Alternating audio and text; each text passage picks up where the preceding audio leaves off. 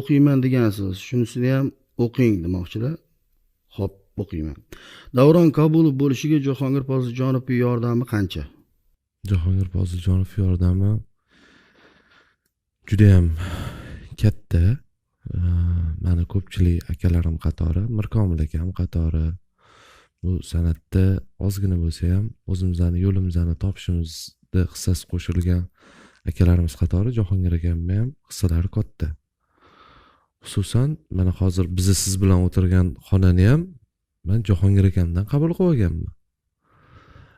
Keyin birinchi Istiqlol, o'sha paytdagi Istiqlol hozirgi Xalqlar do'stligi saroyini sahnasiga qo'ygan qadamim ham Bojalar guruhini konsertida bo'lgan. O'shanda Jo'lin akam Shodmonov bilan Mo'min Oripov vedущiyligiga kimni qo'yamiz deshganda, mana Do'ron bor-ku,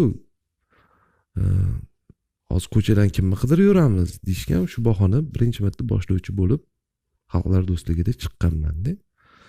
Umuman nafaqat Jahon akam, balki umuman Bojalar guruhini marhum o'sha do'stimiz Mo'min Oripov ham shu jumladan